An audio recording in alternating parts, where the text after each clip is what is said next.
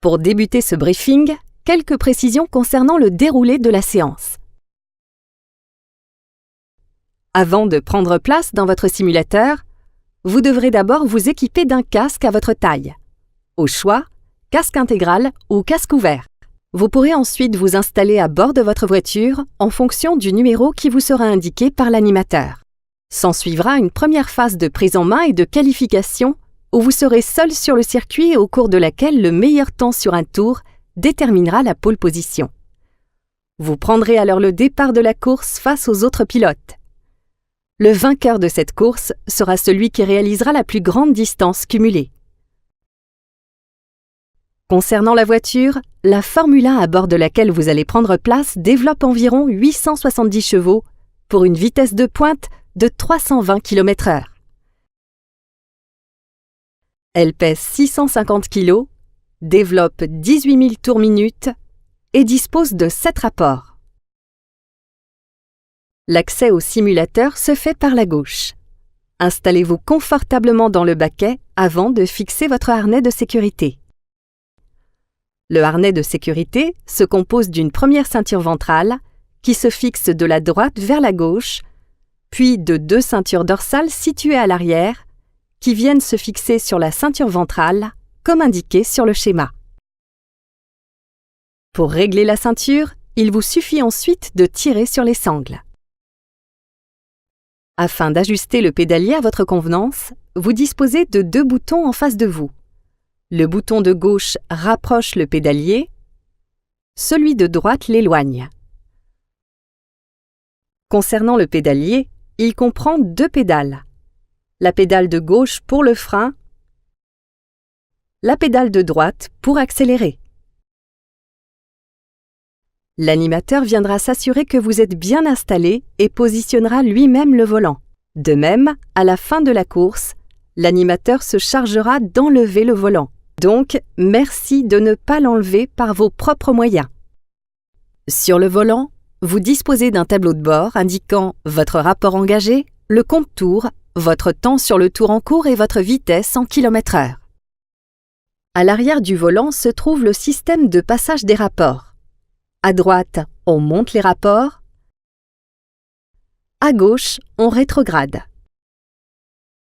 Si vous souhaitez passer la marche arrière, vous devrez rétrograder une fois au point mort. Si à tout moment vous souhaitez mettre fin à la séance de simulation, il vous suffit d'appuyer sur le bouton d'arrêt d'urgence. Quelques conseils de pilotage. À l'approche d'un virage, pour avoir la trajectoire idéale, appliquez la règle de l'extérieur, intérieur, extérieur. C'est-à-dire qu'il faut aborder le virage depuis l'extérieur de la piste, plonger à l'intérieur du virage, également appelé la corde, puis élargissez votre trajectoire pour ressortir du virage à l'extérieur de la piste. Lorsque vous serez sur la grille de départ, veuillez prêter attention aux feux devant vous. Ils vont tout d'abord s'allumer, puis dès qu'ils s'éteignent, vous pouvez accélérer. Pour information, la première vitesse est déjà engagée, donc vous avez juste à accélérer. À l'approche d'un virage, il est important de freiner suffisamment tôt pour éviter la sortie de piste.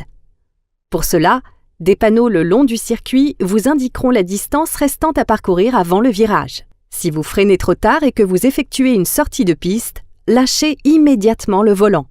Si vous n'arrivez pas à revenir sur la piste par vos propres moyens, votre voiture sera automatiquement repositionnée au bout de 5 secondes sur le circuit. Si vous reprenez le circuit dans le mauvais sens, une flèche clignotante vous indiquera qu'il faut faire demi-tour. Sur l'écran devant vous, vous disposerez des 2 informations suivantes.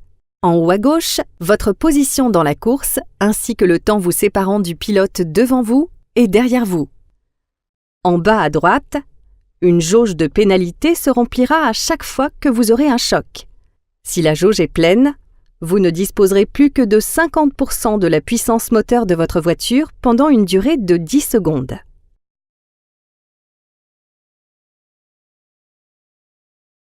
Le circuit sur lequel vous allez effectuer votre course est le circuit de Nevers-Manicourt. Il s'étend sur 4 km 411 et alterne 5 grandes portions d'accélération indiquées en vert sur le circuit et 4 gros points de freinage indiqués en rouge. Il est important de bien visualiser ces portions pour optimiser vos performances. Découvrez maintenant le tracé du circuit grâce à un tour complet en caméra embarquée.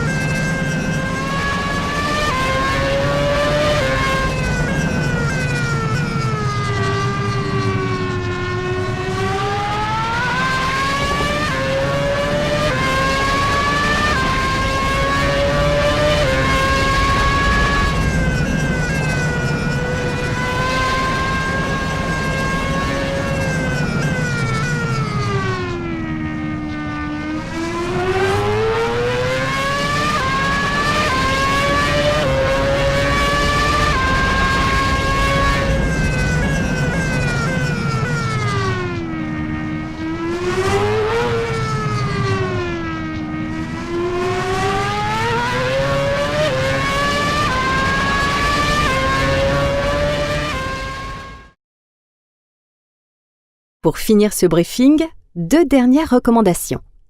Tout d'abord, ne jamais regarder les écrans latéraux, mais uniquement l'écran central et le plus loin possible sur la piste. D'autre part, lorsque vous vous installerez à bord des voitures, faites bien attention aux fosses délimitées en rouge sur l'image. Bonne course!